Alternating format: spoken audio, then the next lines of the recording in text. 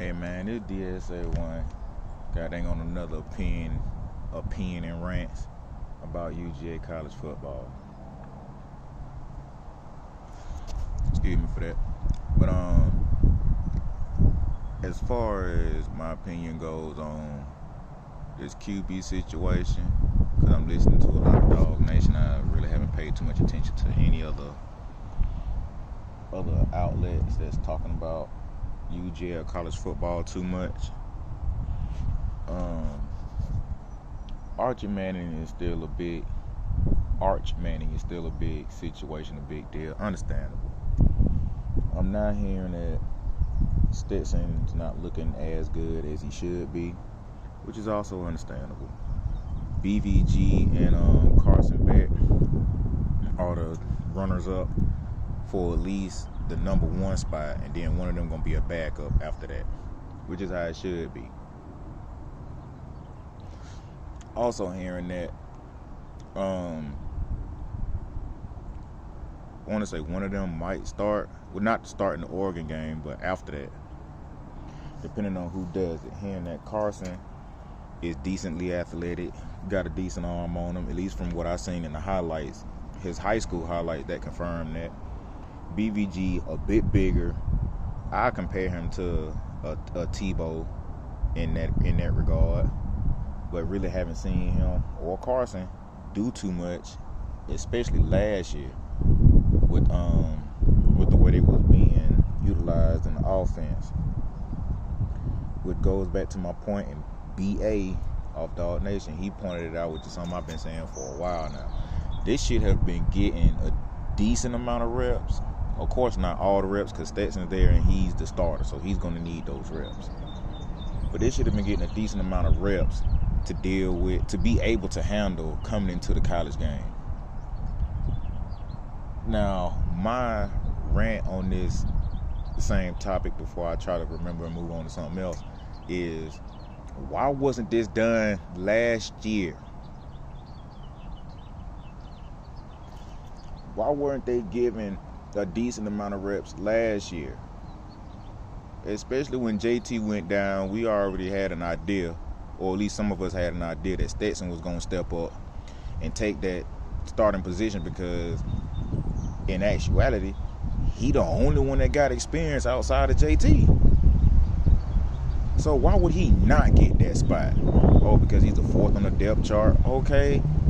Neither one of the other two backups, which was, I think, Carson and BVG at the time, really showed anything. It kind of looked like DeJuan Mathis, which in a sense didn't show too much. He had been through brain surgery, and to me, he played scared when he was in that game against Arkansas, and everybody was counting him out.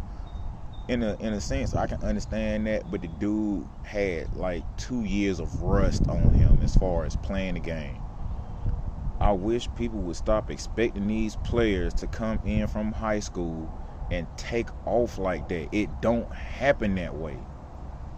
It's like expecting a college player, to me, outside of running back, wide receiver, cornerback, and even the linebackers and the linemen, which is pretty much dang near every position, to come in and show off like that. It don't happen.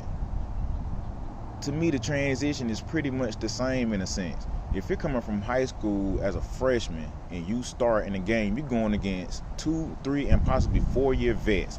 You're coming from college going into the pros.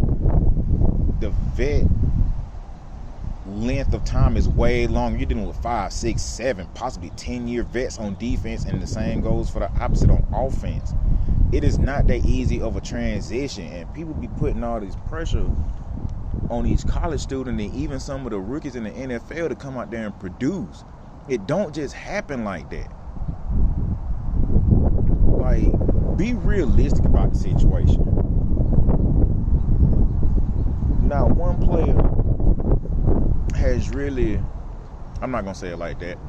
There are not a lot of players that come from high school, show out in college, go from college, make it to the NFL, and show out without dropping a step. It don't happen that way. And that's not even counting injuries. I'm not even putting that into the equation. That don't even count. But just keeping that level of consistency. is almost impossible. I don't care how much you work out or what you do as far as game prep, because when you go into that game, those players are not in there the majority of the time. I'm not gonna say the majority of the time. They're not in there all the time. The opposing team might have to rotate the defensive players out to adjust to what the quarterback, running back, wide receiver is going to do. And even on the defensive line, if you see the offense has a weak right side, the offense is obviously going to switch it up and change and make adjustments. And if that adjustment works out to the offense's benefit, defense now have to make in-game adjustments to overcome that, just like anybody else for that regard. So when it comes to really thinking that either one of these quarterbacks was going to come in last year in the UAB game, and I think one other game, and literally light it up like it's a spring game, it's not the same. And then my other question to anybody that probably see this and could possibly answer it, it's opinion as well. What do y'all think? If JT don't go to another school, will you think he'll come back to Georgia and fight for the starting position, depending on how long that take? Or how much time he has missed as far as practicing? Because I don't think he's been practicing with during the spring drill since they started. He's looking at West Virginia, Missouri, and I think Oregon State, which to me he'll take off in all three of them schools because they're more of a passing team than Georgia is. And a lot of fans talking about don't bring a quarterback to Georgia because quarterbacks go to Georgia to die. You might be able to say that now, that's your opinion, understandable. But if you look at what we have on offense coming back and what's coming in, if Todd Monken, which a lot of people are saying he now has full control of the offense, air quotations, why would he not air the ball out? Maybe that's why they're trying to get Beck and BVG more practicing time, since they're taller than Stetson.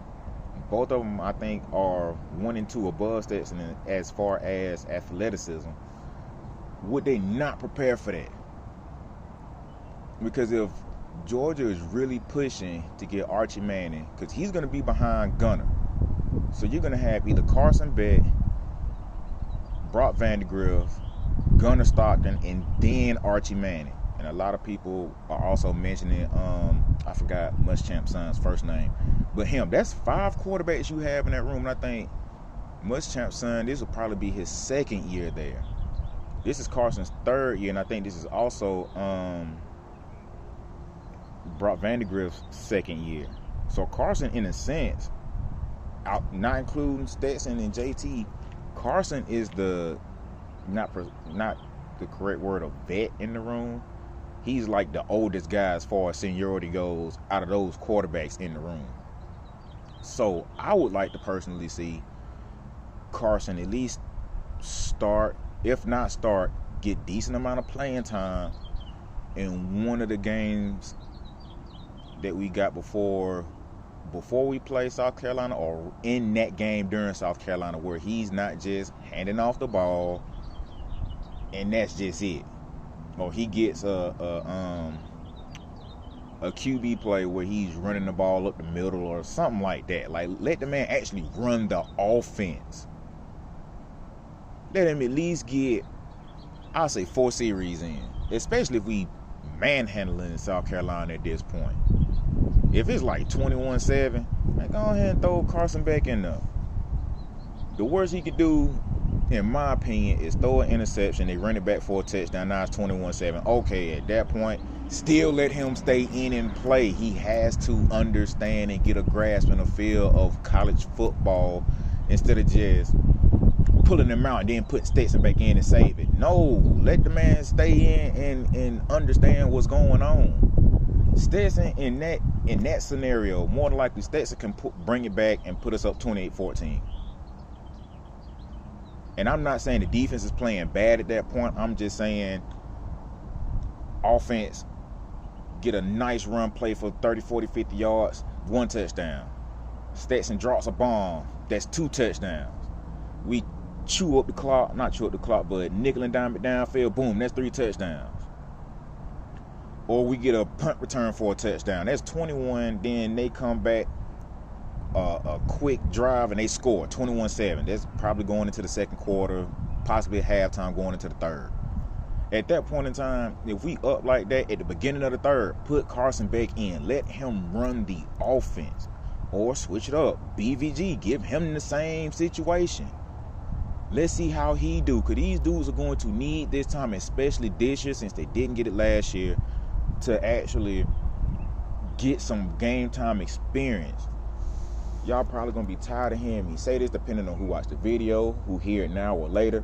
When Nick Saban had Tua and Hurts, he did exactly that. He knew at some point in time, if one of them does not perform, he has a goddamn ace up his sleeve, a big joker that's going to come in and clear off the deck. And they're going to end up winning or making it more competitive. They had that experience. Kirby is not doing it, which is something he should have did last year. On to the defensive side of things. I don't really have a rant on that. I'm just wanting and having an opinion on the situation. With the guys that we got coming in, like Malachi Starks, and I forgot the other young man name who I probably mentioned in another video.